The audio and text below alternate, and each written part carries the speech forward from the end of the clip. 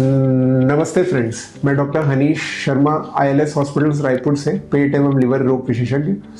कब्ज या कॉन्स्टिपेशन की समस्या का हम अक्सर उपहास या मजाक उड़ाते हैं और कई बार घरेलू नुस्खों से इसे मैनेज करते रहते हैं, लेकिन ये समझना ज़रूरी है कि ये कुछ और का इशारा रहता है। अगर ये हमारी रोज की डेली लाइफ को डिस्टर्ब करने लगे, यदि इसके कारण हमें सुबह बहुत देर समय जाता हो, इसके कारण हमें बाहर लोगों से मिलने में देरी होती हो, हमारे ऑफिस के काम, घर की मीटिंग्स, घर की जिम्मेदारियों में परेशानी हो, कई बार इसके कारण अगर ऐसा लगे कि हमारा भूख प्यास डिस्टर्ब हो रही हो, तो ये सिंपल कॉन्स्टिपेशन नहीं है।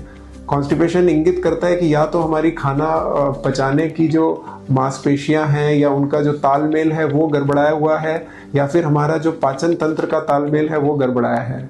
पुराने ज़माने में इसे हम जोर लगाने से समझते थे, ज़्यादा खाना, ज़्यादा पानी पीना, ज़्यादा सलाद, इस तरह से समझते थे।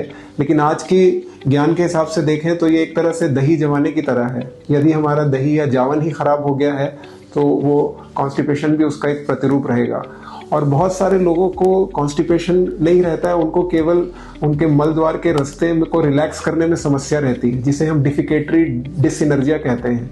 यानी उन्हें मल को बाहर निकालने में अत्यधिक प्रयास करना पड़ता है, बहुत देर बैठे रहना पड़ता है। कई लोगों को कृत्रिम तरीके जैसे कि नियमित एनीमा एवं उंगलियों का इस्तेमाल करना रहता है। और हम गौर करें तो ऐसे लोगों को अक्सर पहले दर्द वाले पाइल्स के मस्से या फिशर हुए रहते हैं, या कई महिलाओं को डिलीवरी जचकी के समय हुई चोट या तकलीफ के कारण ये हो रहा रहता है। तो इसको पहचानने से और इसके बारे में थोड़ा समझदारी से समझने पे इसका आजकल उचित निदान उपलब्ध है।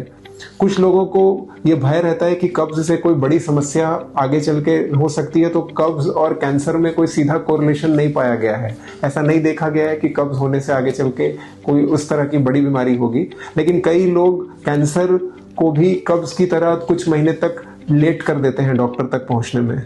तो यदि आपको ऐसा लगता हो कि आपका जो पेट साफ वाली जो समस्या है वो आपकी रोज की जिंदगी को परेशान कर रही हो और उसमें घरेलू नुस्खे काम ना कर रहे हो और उसमें टाइम पे सोना, टाइम पे उठना से भी आराम ना आ रहा हो, तो उसमें इम्पोर्टेंट है कि पहले उसे ठीक से समझ के उसका उचित जांच और उचित निदान किया जाए और इससे जल्द से जल्द निजात पाई जाए। इसकी निदान के लिए अभी बहुत तरह की नई किस्म की दवाइयाँ और स्पेशल एक्सरसाइज थेरेपीज भी अवेलेबल हैं, जो पेशेंट्स को धीरे धीरे उनकी तकलीफ को कंट्रोल करके, कम करके ठीक करने में मदद करती हैं।